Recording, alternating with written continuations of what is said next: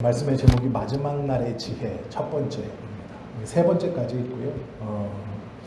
오늘을 첫 번째 그리고 이제 2주 뒤 하고 이제 다니엘서를 좀 마치려고 합니다. 다니엘 12장은 다니엘을 환상을 본 다니엘이 이제 이스라엘의 돌아감과 또 선지자로서의 사명을 마무리하면서 하나님의 백성들에게 꼭 하고 싶은 이야기예요. 그 첫 번째가 오늘 본문입니다. 가장 넓게 그리고 가장 옅게 이렇게 넓으면서도 옅게 알려주는 첫 번째 마지막 날 가지고 있어야 할 하나님의 백성들의 지혜가 무엇인가에 대해서 설명해주고 있는 것이 오늘 이제 본문이죠. 이 마지막 날의 지혜 첫 번째, 두 번째, 세 번째는 좀 어렵습니다. 어려운 것이 우리의 단순히 지식적인 것을 나누는 것에서 어려운 것이 아니라 깊은 묵상이 필요하기 때문에 좀 어렵습니다. 그래서 이것들을 소화시키시려면 성경을 좀 잘 읽어보시고 앞뒤 문맥의 흐름들을 잘 파악하시고 또 다니엘뿐만 아니라 요한계시록 17장에서 말씀하시는 것과 또 계시록에 나와 있는 종말과 연관해서 생각하실 수 있는 성경적 지식이 있어야 잘 이해하실 수 있습니다. 우선은 첫 번째 시간으로 그것들을 좀 포괄적으로 이해하실 수 있고 하나님의 말씀을 깨달을 수 있도록 함께 좀 나눠가려고 합니다. 종말이라는 것은 마지막 때입니다. 이 종말은 두 가지가 있습니다. 먼저는 개인적 종말이라고 부르는 우리 개인이 하나님의 부르심을 받아 육신의 생명이 끝나는 개인적 종말이 있고, 두 번째는 우주적 종말이 있습니다. 예수님의 재림으로 말미암아 개인이 아니라 온 하나님의 창조 세계가 한꺼번에 새로운 격변, 종말을 맞이하는 이 우주적 종말이라고 부르는 것이 있죠. 그래서 종말은 작게는 개인적 종말, 그리고 크게는 우주적 종말, 이 두 가지로 구분해 볼 수 있습니다. 그러나 이것을 하나로 종말이라고 표현해도 문제는 없습니다. 왜 그러냐면 우리의 개인적 종말 이후에는 무엇이 있습니까? 부활과 구원이 있죠. 우주적 종말에는 무엇이 있습니까? 심판과 하나님의 나라가 있습니다. 그러면 이 두 가지가 다른 것이냐? 그렇지 않죠. 육신의 죽음을 입어 하나님 앞에 가면 우리는 부활할 것이고 구원받아 하나님의 나라에 들어갈 것입니다. 그렇기 때문에 개인적 종말이건 우주적 종말이건 새로운 하나님의 나라, 하나님의 통치가 이루어진다는 것에 있어서 둘의 차이는 아무 차이가 없습니다. 엄밀히 말하면 개인적 종말과 우주적 종말을 구분하는 것은 시기적일 뿐인 것이지 개인적 종말을 맞이한 나에게 우주적 종말은 동시에 일어나는 것과 같습니다. 조금 어렵죠. 그래서 설명을 좀 드리려고 합니다. 종말이라는 것은 성경에 공개된 비밀입니다. 공개되었다는 것은 모든 사람이 알 수 있는 것이고, 비밀이라는 것은 아무도 모른다라는 뜻입니다. 그런데 종말을 공개된 비밀 이렇게 부릅니다. 모두 알 수 있는데 아무도 알지 못한다. 대충 감이 잡히시죠? 종말이 있고 종말이 온다는 것은 다 알 수 있는데 어떻게 오는 것인지 언제 오는 것인지는 아무도 모릅니다. 그래서 종말을 공개된 비밀 이렇게 부릅니다. 공개된 비밀, 분명히 있을 것인데 어떻게 일어날 것인지는 모릅니다. 그래서 형식은 아는데, 종말이라는 형식은 우리가 아는데 그 디테일, 어떻게, 언제, 어디서부터 일어날 것인가는 아무도 모릅니다. 이것을 만약에 안다고 하면 예수님보다 앞선 사람이라고 보시면 됩니다. 고로 이걸 안다고 하면 이단입니다. 예수님도 종말의 때와 시간은 아버지께 있다. 너희가 알 필요가 없다라고 선언하셨어요. 그러나 종말은 분명히 있다라고 말씀해 주셨죠. 그래서 세상 끝날이 언제인지, 임박한 것인지 어떤 것인지는 모릅니다. 있지만 모릅니다. 하나님의 나라는 그렇게 오는 것이 아닙니다. 모든 유대인들이 다시 예루살렘에 돌아가 살면 하나님 나라가 임합니까? 아니요. 하나님 나라는 복음이 땅끝까지 이르러서야 임합니다. 유대인들이 지리적으로 흩어져 살다가 예루살렘에 지리적으로 돌아간다고 임하는 것이 아닙니다. 또 무슬림들이 예수를 믿으면 하나님 나라가 임합니까? 아닙니다. 복음이 땅끝까지 이르러서야 임한다라고 말씀하고 있습니다. 그 땅끝은 출발했던 데에서 바로 돌아서 내 여기가 시작이고 내 뒤가 끝이다 이런 의미가 아닙니다. 그러기에 무슬림에게 예수 그리스도를 전하고 믿게 하면 예수님 오신다. 그렇지 않습니다. 사람이 인위적으로 종말을 당길 수 없습니다. 사람이 인위적으로 종말을 가속화시킬 수 없고 늦출 수 없습니다. 종말은 오직 성부 하나님에게 달려있는 것이기 때문에 그렇습니다. 사람이 어떤 운동을 통해서 종말을 앞당긴다, 종말을 늦춘다라는 건 거짓말입니다. 그것은 성경적이지도 않고 말씀의 근거가 없는 헛된 주장입니다. 장로님의 아들이 종말을 준비하기 위해서 대학을 포기하고 무슬림에게 복음을 전한다. 귀한 일일 수 있죠. 그러나 그것은 잘못된 신앙의 모습입니다. 종말은 분명히 있지만 하나님께서 맡겨주신 지금 내가 서 있는 이 자리에서 하나님의 말씀을 지키고 이 말씀대로 살아 다른 이들에게 하나님의 사랑을 전하는 것이 하나님께서 우리에게 원하시는 종말을 살아가는 우리들이 가져야 할 올바른 자세입니다.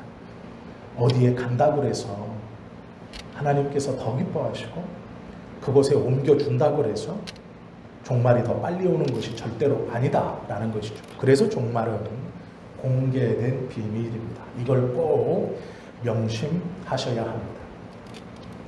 사람의 힘으로 무엇인가 할 수 있다. 절대로 그럴 수 없습니다. 구원도 종말도 하나님의 나라도 안 됩니다. 그것을 할 수 있다고 하는 사람이 잘못된 겁니다. 그러기에 하나님께서 우리에게 맡겨주신 지금 이 자리가 하나님이 나로 살아가게 하시는 삶의 장소이고 우리에게 허락해 주신 구원의 자리라는 것을 기억해야 합니다. 다니엘서의 첫 번째 주제는 아주 쉬운 말로 끝이 아니다 라는 것이 첫 번째 주제입니다. 끝이 아니다. 이게 무슨 선문답 같은 말이냐? 제가 성경을 강론하는 이야기를 잘 들어보시면 이런 말들을 종종 합니다. 무엇인데 무엇이 아니다. 이렇게 끝인데 끝이 아니다. 시작인데 시작이 아니다. 뭐 이런 말들을 저는 좋아합니다. 왜 그러냐면 성경은 한 단어로 명확히 정의될 수 없기 때문에 그렇습니다. 분명히 마지막을 선언하고 계신데 그 마지막이 끝이 아니라 또 다른 세계로 또 다른 은혜로 이끄시는 출발이기 때문에 그렇습니다. 다니엘이 본 환상도 그것입니다. 10대 중반의 포로로 바벨론에 끌려와서 자기 평생에 기도하면서 소망하기를 원했던 본토 땅 이스라엘로 회귀하는 돌아가는 그것이 이루어지고 고레스 왕 원년에 선포되어지고 가고 싶지만 이제 90이 다 된 노구를 이끌고 그 땅에 돌아가지 않고 바벨론 페르시아 땅에 여전히 남아서 남아있는 하나님의 백성들 이스라엘 민족에게 돌아가야 한다. 그 돌아감은 땅의 돌아감이 아니라 하나님에게로 돌아가야 한다라고 계속해서 말씀을 가르치고 있습니다. 그 말씀을 선포하면서도 이 나이가 많은 선지자인 다니엘이 슬퍼하는 것이 큰 환난이 보여지고 있기 때문에 그렇습니다. 70년의 환난으로 환난이 끝난 줄 알았더니 돌아감의 기쁨은 잠깐이요 해방의 기쁨은 잠깐이요 끊임없이 펼쳐질 것만 같은 400년 동안에 펼쳐지는 고난과 핍박과 압박이 하나님의 백성들에게 또다시 있을 것을 보고 다니엘은 슬퍼합니다. 그런데 문제는 그 긴 슬픔의 환상 뒤에, 그 뒤에 다니엘이 하나의 은혜를 경험하고 하나의 희망을 봅니다. 그것이 마지막 다니엘 12장이 그것이죠. 그때에 라고 시작합니다. 그 고난의 절정, 그때에 내 민족을 호위하는 큰 군주 미가엘이 일어날 것이고 하나님께서 보내주신 하나님의 천사가 그 고난의 때에 일어날 것이다 라고 말합니다. 끝은 끝이 아니다 라고 말씀하시는 것이죠. 대환란의 때, 어렵고 고난 가운데 있었던 때, 그 마지막 때, 그때 그것이 끝이 아니고 하나님의 구원의 사자가 오니 큰 군주 대천사 미가엘이 일어나 하나님의 백성들을 보호할 것이고 도와줄 것이다 라고 말씀하는 것이죠. 종말을 두려워하거나 무서워하실 필요가 없습니다. 왜 그러냐면 개인적 종말이건 우주적 종말이건 하나님의 백성들의 종말 마지막은 고통으로 끝나는 것이 아니라 부활과 구원으로 끝날 것이기 때문에 그렇습니다. 그러기에 너무 무서워하실 필요 없어요. 두려워하실 필요 없어요. 아무리 겁을 준다고 해도 겁먹지 마세요.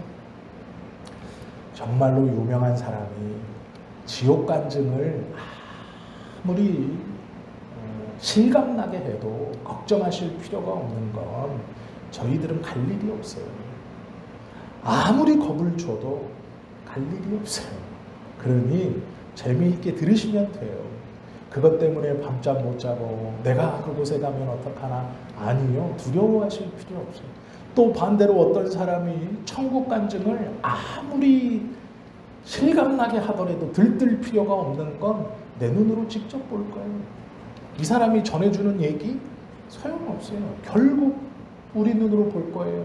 100년도 못 돼서, 아니 50년도 못 돼서, 30년도 못 돼서 볼 거예요. 걱정하지 마세요. 다른 사람이 아무리 하나님의 나라에 대해서 떠들어도 슬퍼할 것도 좌절할 것도 두려워할 것도 반대로 기뻐하고 흥분할 것도 없는 것은 하나는 갈 일이 없고 하나는 직접 볼 거. 걱정하지 않으셔도 돼요. 종말이라는 것은요, 불안하고 두렵고 떨리는 게 아니에요. 하나님이 우리로 무섭게 하고 두렵게 하고 근심하게 하고 하는 게 아니에요. 하나님 말씀은요, 죄악된 세상에서 예수 그리스도를 통해 구원받은 자가 구원의 날을 위하여 달려가는 것인데, 그 구원은 여기만 있는 게 아니라 매일매일의 삶 속에서도 구원을 맛보며 사는 거예요. 그것이 말씀이에요. 그 말씀 중에 종말도 있는 거예요. 그 말씀 중에 마지막도 있는 거예요. 그러면 이 말씀도 똑같이 하나님의 구원을 맛보아 알게 하시는 말씀이에요. 그러기에 두려워하실 필요가 없어요. 그러기에 흥분하실 필요도 없어요. 다니엘은 결국 이것을 깨닫습니다. 자기가 환상 중에 이스라엘에 임하는 큰 고난을 보고 고통을 보고 금식하며 기도하고 하나님 앞에 부르짖습니다. 그 후 하나님께서 이 말씀을 주시는 거예요. 큰 군주 미가엘이 일어날 것이요 또 환난이 있으리니 이는 개국 이래로 그때까지 없던 환난일 것이며, 그런데 놀라운 것은 그 환난 중에 내 백성 중 책에 기록된 모든 자가 구원을 받을 것이라. 결국 하나님의 책에 기록된 자는 구원받을 거예요. 종말이 무섭고 두렵고 떨리는 것이라면 우리는 다 무섭고 떨림을 향해 가는 거죠. 그러면 지금 삶도 불행할 수밖에 없어요. 결론이 불행하니까 그 불행함의 영향을 받고 사는 거죠. 그런데요, 우리의 삶이 힘들고 어려워도 하나님이 우리를 뭐라고 기록해 놓고 있냐, 그것이 중요해요. 1절에 뭐라고 기록해 놓고 있습니까? 내 백성 중 책에 기록된 모든 자, 이렇게 기록하고 있습니다. 절망에 빠진 자, 슬픔에 빠진 자 이렇게 기록하지 않고 책에 기록된 자. 3절은요 또 다르게 기록되어 있어요. 지혜 있는 자 이렇게 기록되어 있어요. 3절에는 지혜 있는 자. 그럼 뭘 가진 자를 책에 기록된 자이고 지혜 있는 자라고 말씀하시느냐? 너무 쉬워요. 왜요? 본문에 답이 있어요. 무엇을 행한 자가? 어떻게 행한 자가? 이렇게 말하죠. 땅의 티끌 가운데에서 자는 자 중에서 많은 사람이 깨어나 영생을 받는 자도 있겠고. 자, 이것은 개인적 종말을 먼저 맞이한 성도들을 말씀하시는 거예요. 그들이 깨어나 영생을 얻죠. 또 수치를 당하여 영원히 부끄러움을 당하는 자도 있을 것이다 라고 말해요. 우리하고 상관없는 얘기예요. 걱정하지 마세요. 3번 지혜 있는 자는 무엇인지 모르겠지만 지혜가 있는 자가 있어요. 무슨 지혜인지는 모르겠어요. 그런데 그 지혜를 가진 자가 궁창의 빛과 같이 빛나고 이렇게 말씀하셔요.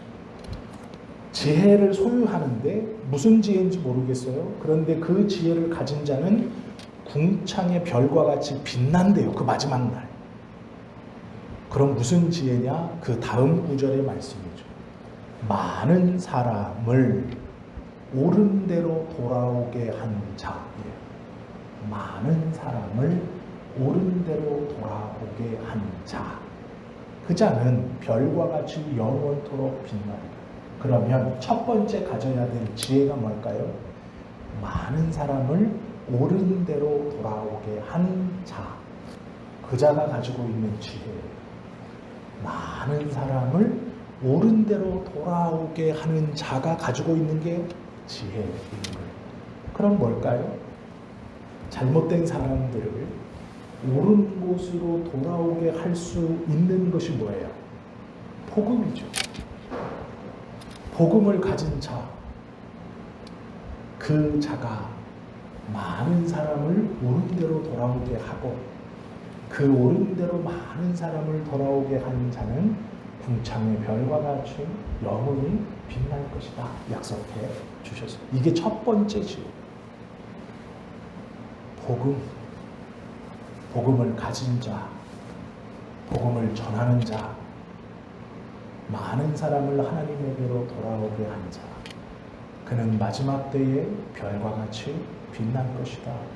다니엘이 우리에게 전해주는 첫 번째 지혜입니다. 하나님께서 원하시는 지혜, 그것이 복음이고 그 복음을 가진 자, 복음을 전하는 자, 그가 별과 같이 빛날 것이다 라고 말씀한다라는 거예요. 4절에 보면 놀랍게도요, 다니엘이 마지막 때까지 다니엘아, 부탁하세요. 다니엘아, 마지막 때까지 이 말을 간수하고 기억하라는 거예요. 다니엘아, 마지막 때까지 이 말을 잘 기억해라. 어떤 말이에요? 많은 사람을 올바른 대로 돌아오게 한 자는 하늘의 별과 같이 빛날 것이다. 그리고 그 자가 지혜로운 자다. 이것을 잘 마지막 때까지 간직해라. 소중한 것이기 때문에 그래요. 또 이 글을 봉함하라. 잘 싸서 잃어버리지 않도록 잘 싸라. 즉 소중하게 여겨라. 이렇게 말하는 거죠. 많은 사람이 빨리 왕래하며 지식이 더하리라. 이렇게 말씀하세요. 요 말을, 요 다니엘 12장을요, 신약에 가면 요한 계시록을 쓰면서 다니엘이 보았던 요 10장부터 10장, 11장, 12장의 환상, 요 세 가지를 가지고 요한계시록에서 요 다니엘 우리가 보고 있는 요 12장의 말씀을 붙들고 요한계시록을 써요.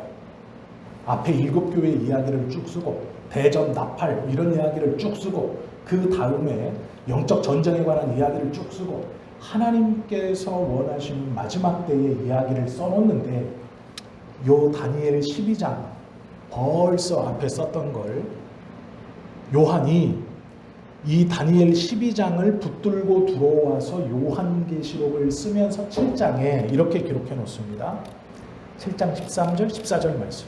요한계시록 장로 중 하나가 응답하여 나에게 이르되 이 흰옷 입은 자들이 누구며 또 어디서 왔느냐.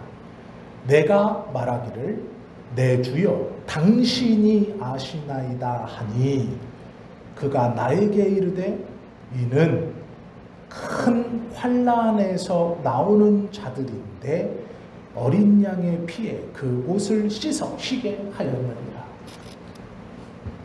다니엘이 12장에서 11장에서부터 보았던 그 큰 환난 가운데 하나님의 책에 기록된 자들이 구원받아 나올 것이고 많은 이들이 나올 것이고 자는 자 중에 많은 이들이 일어나서 영광의 부활 또 그 중에 일어나서 영원한 수치를 당할 것인데 그 중 이 흰옷 입은 사람들 다니엘이 보고 큰 군주인 미가엘이 구원해주고 지켜주고 또 많은 이들을 하나님께 돌아오게 하여 일어난 이 무리를 요한이 봐요. 다니엘이 12장에 본 걸 요한이 결론으로 봅니다. 그리고 물어요. 이들이 누구인 줄 아느냐? 이 흰옷 입은 무리가 다니엘 12장에 나와 있는 생명책에 기록된 이들 자는 자 중에 일어나 구원을 받아 영광에 이른 이들 누구인지 아느냐? 이 흰옷 입은 자가 누구인 줄 아느냐? 요한이 묻습니다. 하나님만이 아시고 저는 모릅니다. 당연하죠. 그랬더니 말씀해 주시는 거예요. 큰 환난 중에 다니엘 12장에 있는 그 기록된 큰 환난 중에 일어난 자들이고 저들은 어린 양의 피에 그 옷을 씻어 깨끗게 된 자들이다 라고 설명해 주셨어요.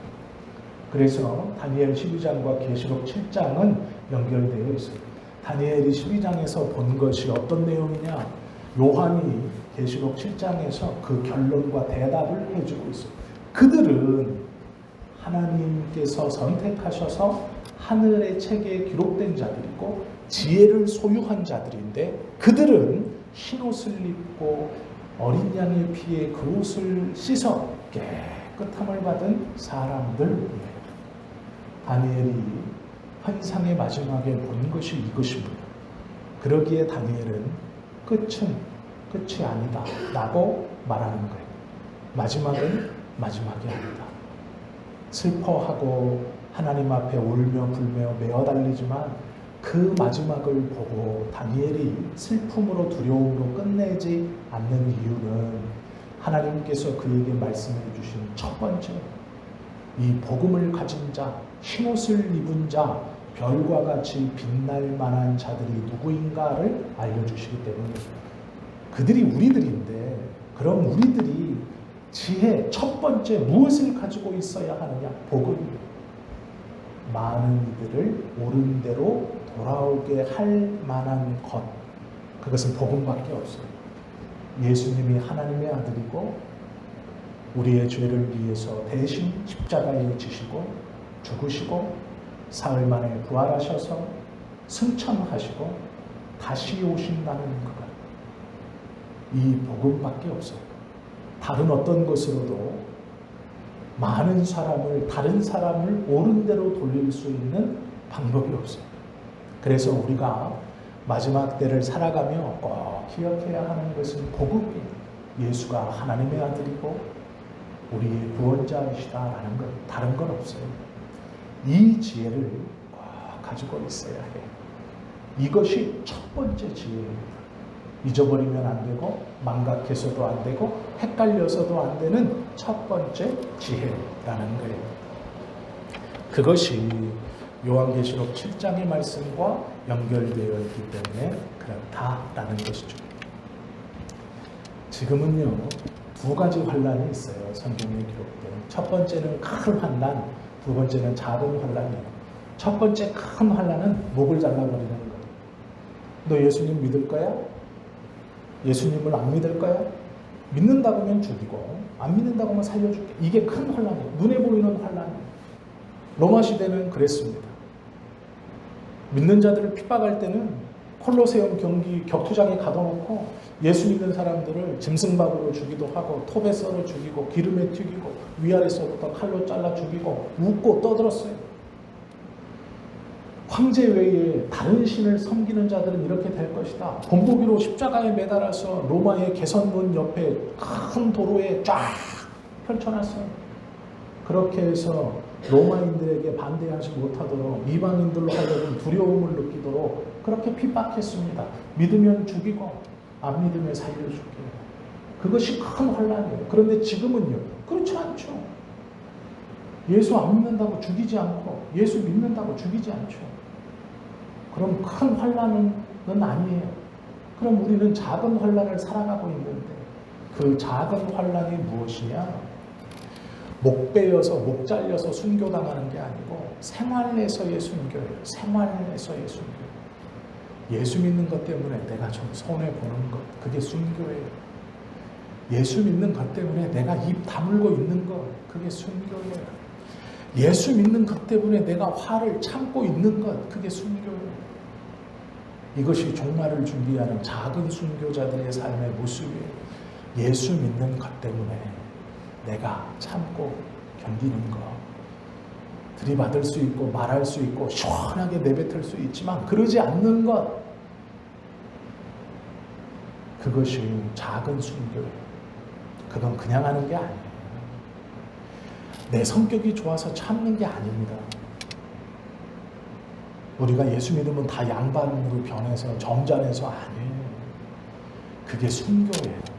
종말의 때를 살아가는 예수 믿는 자들이 살아가는 순교자로서 사는 자존심을 좀 죽이는 것, 말하고 싶지만 입 다물고 있는 것, 들이받을 수 있지만 들이받지 않는 것, 화가 나지만 참을 수 있는 것, 이게 순교입니다. 믿으면 죽이고 안 믿으면 살려줄게, 목을 뗐다 붙였다 하는 것만이 순교가 아니에요. 지금 우리가 살아가는 이 삶이 하나님 보시기엔 순교예요. 어떨 때요? 예수 그리스도의 이름으로 그것을 행할 때, 즉 우리의 삶이 그리스도의 이름을 붙들고 살아갈 때 내가 손해보고 참고 붙들고 있다라고 하는 그 모든 것이 순교예요. 하나님은 그것을 기뻐하세요. 그러기에 우리가 그렇게 사는 걸 이해하고 참아주고 온유하게 살 수 있는 것. 왜요? 그것이 하나님이 기뻐하시는 순교자의 모습. 엄밀히 말하면 우리는 다 순교자예요. 그렇게 살고 있다라는 것이죠. 우리의 정체성은요, 이 순교자로서의 삶을 살아갈 때 하나님이 귀히 보시는 거예요. 예수님을 믿어도 내 마음대로 들이받고 하고 싶은 말 다 하고 승질낼 거 다 내고 짜증낼 거 다 내고, 그게 아니고요. 예수님을 믿는 사람은 순교자로 사는 거예요. 믿음 때문에 참고, 믿음 때문에 웃고, 믿음 때문에 한 번 더 양보해주고, 믿음 때문에 그러는 거예요. 그것이 하나님이 기쁘게 보시는 순교자고 우리가 살아가는 모습이에요. 절대로 그냥 손해보는 게 아닙니다. 하나님이 순교자로서 기억하고 계시는 삶의 모습이에요. 그게 교회에서도, 가정에서도, 직장에서도, 친구 관계에서도 다 드러나는 거예요. 가족 관계에서도 다 드러나요. 하나님은 다 아시고 계세요. 큰 환난을 두려워하지 마세요. 그 큰 환난은 없어요. 우리는 작은 환난 가운데 사는 사람들인데 그 작은 환난도 잘 살아오셨어요. 더 잘 살아가실 수 있어요. 그리스도를 붙들고 하루하루 살아가시면 되죠.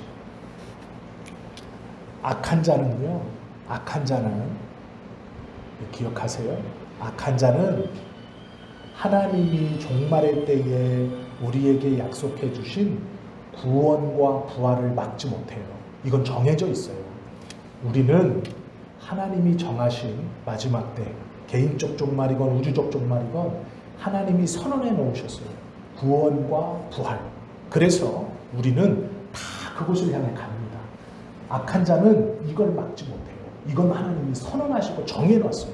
그래서 악한 자는 무엇을 하느냐? 이걸 못 막으니까 요걸 자꾸 괴롭히는 거예요.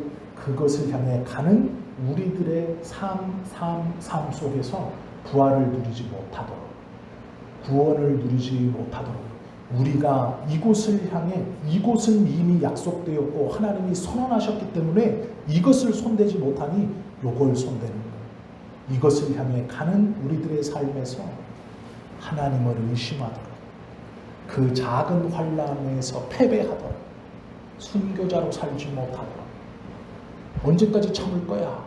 우리를 들쑤시죠. 언제까지 손해볼 거야? 우리를 들쑤시죠. 네가 예수 믿는 게 무슨 죄야? 언제까지 참고, 언제까지 손해보고, 언제까지 물러날 거야? 라고 계속 참소하는 거예요. 왜요? 이걸 손 못 대니 요걸 손대는 거예요. 이것은 정해져 있고 자기가 어떻게 못하니 그것을 향해 가는 우리들을 자꾸 건드리는 거예요. 그래서 우리의 삶에서 순교가 일어나지 못하도록 마음대로 하고, 마음대로 먹고, 마음대로 지르고, 마음대로 표출하고 살아가도록, 그것이 옳은 것이며, 그것이 좋은 것이며, 그것이 힘인 양, 그것이 능력인 양 살아가게 자꾸 건드리는 거예요.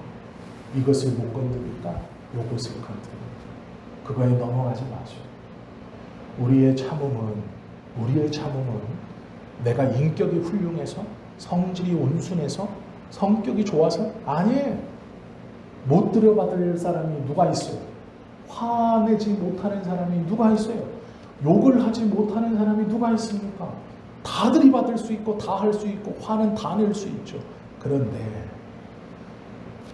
그러지 않으면 그게 작은 환난에서 일어나는 순교자의 모습이기 때문에 조금 참고, 조금 손해보고, 한 번 더 이해하고, 한 번 더 물러나고, 한 번 더 웃어주고, 한 번 더 그렇게 살아가는 것이 그 순간순간 작은 삶의 순교로 하나님 앞에 다가가는 거예요.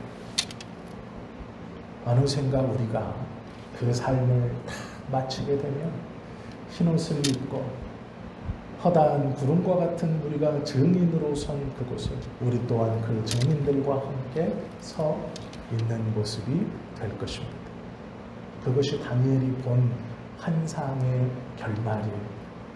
그러기에 다니엘은 고향으로 돌아가지 못하는 것이 서운하지만은 않아요.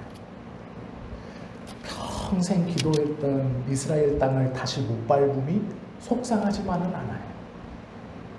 그것이 견딜 수 없는 것이 아니에요.